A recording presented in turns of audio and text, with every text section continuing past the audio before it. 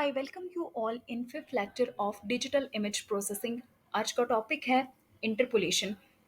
Interpolation एक बहुत ही basic tool है जो कि डिफरेंट टास्क्स को परफॉर्म करने के लिए यूज़ होता है। फॉर एग्जांपल इमेज को जूम करने के लिए, श्रिंक करने के लिए, इमेज के अंदर ज्योमेट्रिक करेक्शंस करने के लिए और डिस्टॉर्शन के लिए। अब डेफिनेशन वाइज देख लेते हैं। Image interpolation, the process of using known data to estimate values at unknown location। एक इमेज कम्बिनेशन है डिफरेंट पिक्सेल्स का। एक इमेज पिक्सल से मिलकर बनती है और हर पिक्सल की कोई ना कोई वैल्यू होती है, कोई ना कोई ग्रे लेवल होता है। जब आप इमेज के ऊपर डिफरेंट फंक्शंस परफॉर्म करते हैं, इमेज को जूम करते हैं, तो कुछ नए पिक्सेल्स क्रिएट होते हैं। उन नए पिक्सेल्स की ग्रे लेवल या फिर उन नए पिक्सेल्स की जो वैल्यू होती है उसको एस्टिमेट करने के लिए ऑलरेडी नोन पिक्सल की जो वैल्यूज़ हैं उनको यूज़ किया जाता है। इस प्रोसेस को इंटरपोलेशन कहते हैं। Image interpolation is used extensively for zoom in distortion।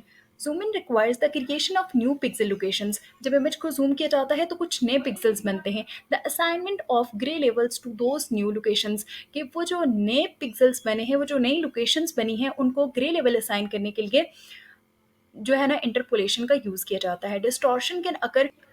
Distortion can occur under a wider variety of scenarios, correcting for lens distortion, changing perspective and rotating an image। एक image को rotate करने के लिए different angles के ऊपर और उसके अंदर जो सीन या जो पर्सपेक्टिव है उसको देखने के लिए डिस्टॉर्शन को यूज़ किया जाता है।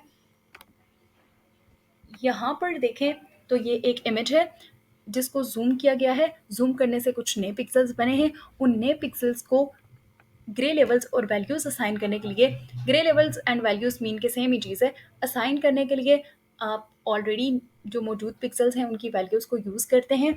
इस प्रोसेस को इंटरपोलेशन कहते हैं। डिस्टॉर्शन को देखें तो ये एक नॉर्मल इमेज है, यहाँ पर कुछ कोई डिस्टॉर्शन नहीं की गई और यहाँ पर आपने डिफरेंट डिस्टॉर्शन को अप्लाई किया है। ये डिफरेंस आप देखें। अच्छा, डिस्टॉर्शन हम इसलिए करते हैं ताकि हम ओवरऑल इमेज को एग्जामिन कर सकें और जूम इन इसलिए करते हैं ताकि स्मॉल डिटेल्स को देखा जा सके। यहाँ से इमेज इंटरपोलेशन के कॉन्सेप्ट को समझना बहुत आसान होगा। अगर आपने टेम्परेचर फाइंड आउट करना है, कुछ टाइम का टेम्परेचर आपको नोन है और कुछ टाइम का आपने एस्टिमेट करना है। For example 11 AM and 1 PM का टेम्परेचर 20 एंड 22 डिग्री है एंड आपको 12 PM का टेम्परेचर एस्टिमेट करना है, जो कि आप दोनों नोन टेम्परेचर से आसानी से फाइंड आउट कर सकते हैं।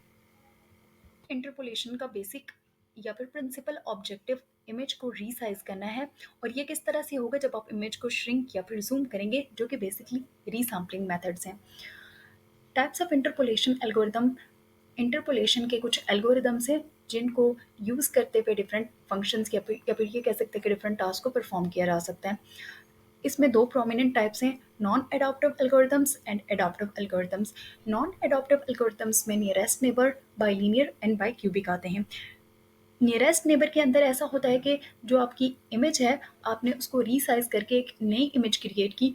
उस नई क्रिएट होने वाली इमेज में जो न्यू पिक्सेल्स बने हैं उनको वैल्यू या फिर ग्रे लेवल इस तरह से असाइन होगा कि हर नए बनने वाले पिक्सल को उसके जो नियरेस्ट में नोन पिक्सल है उसकी वैल्यू असाइन हो जाएगी।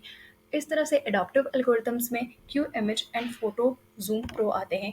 इन तमाम एल्गोरिदम्स को हम डिटेल में स्टडी करेंगे अपने कमिंग लेक्चर्स के अंदर। आज का लेक्चर यहीं तक था। Thank you so much.